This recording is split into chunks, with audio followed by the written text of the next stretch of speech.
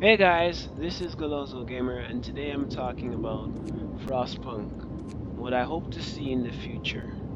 In the beginning of the game, you're greeted with how the frost came and what people did to try and escape it, and the fact that the different governments didn't take the situation serious, almost similar to what's going on now when people are like, oh, global warming is nothing. And then eventually, when cities started to enter into anarchy and chaos, and people started freezing to death, that is when people started to take the situation serious and start building generators far away from civilization in hopes of salvaging what was left of humanity after the Great Freeze. Now, there are multiple reasons for it, according to the information gathered from different weather outposts and scientists' papers from scouting the frostland, from the dimming of the sun all the way back to volcanic eruptions, blocking the sun from shining down onto the land and cooling the earth to a temperature that results in a new ice age back in the 18 to 1900s, which is the setting of the game. But yeah, that's amazing and that's awesome. But what I really want to say right now is that this game, if these, I know 11-bit Studios is working on something else that's even more amazing than what we have right now.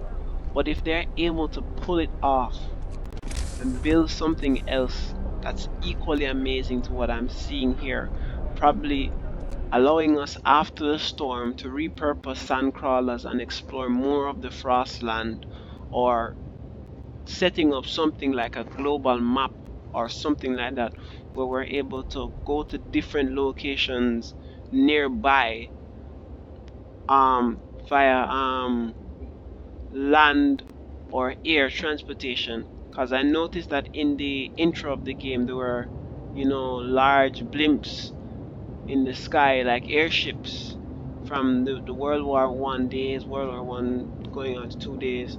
And I'm saying maybe 11-bit studios could probably add those into the game as a means of transportation of reaching faraway areas, or we can even repurpose other areas within the Frostland and turn it into mini cities or mini outposts, apart from just being gathering centers, other areas that people can live in and work.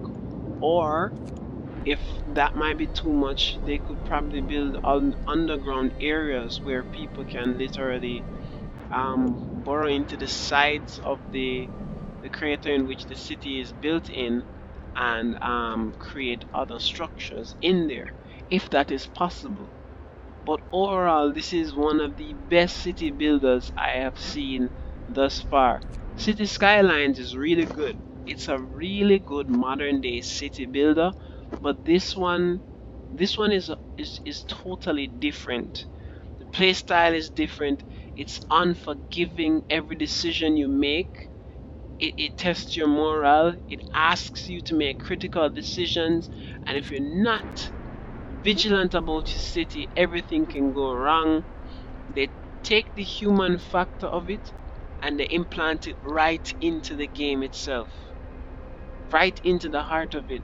So every decision you make, whether you're looking at the book of laws and you say, okay, I'm gonna sign child labor, I'm gonna do this, there are advantages and disadvantages for each decision that you make, and depending on the decision you make determines how your civilization will turn out. So you might say, okay, you know what, what's wrong with soup, you know but you as an individual would not like to eat soup every day.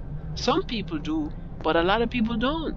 A lot of people like to have a balanced meal, and so, it kind of makes me unhappy, like, I'm eating the same thing every day, I feel uncomfortable. Fights are entertaining, but people are gonna get hurt. Public house, there's no disadvantage in drinking a little liquor and eating. Ain't nothing wrong with that. And have some, as I was saying about the liquor, makes people a little bit less tense, lighten the mood. No, you know, prostitution, they call it a pleasure house, but yeah, it reduces discontent because people are able to relieve their stress by, I won't get into that.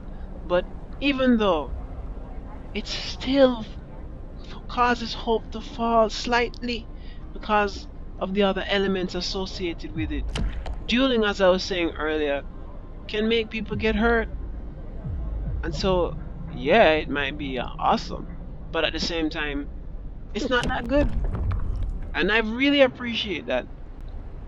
And then, added to that, you have to watch resources, cold, workforce, automaton working in most of the plants. Requires at least one worker, or how much people shows you the efficiency of each building where you can find that building. Excuse me, which is really good. And even though I'm providing 100 and something plus wood, excuse me, food, it's still not enough to feed all of these people.